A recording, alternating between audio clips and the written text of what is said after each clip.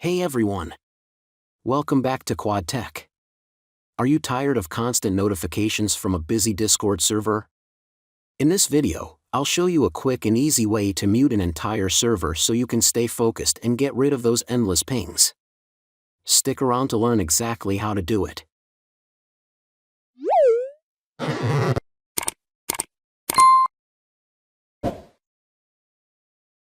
First, open up Discord and go to the server that you want to mute.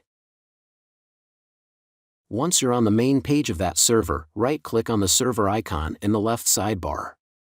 This will open up a menu with a few options. Now, hover over Mute Server in the menu. When you do this, you'll see a list of options for how long you can mute the server. You can choose from 15 minutes, 1 hour, 8 hours, 24 hours, or until you turn it back on. Once you pick the duration, the server will be muted, which means you won't receive notifications from any of the channels in that server. This is super helpful if you want to stay focused and avoid constant pings. And that's it. You've successfully muted the server. If this video was helpful, please hit the like button, subscribe for more Discord tips, and let me know in the comments if there's anything else you'd like to learn. Thanks for watching, and see you in the next one.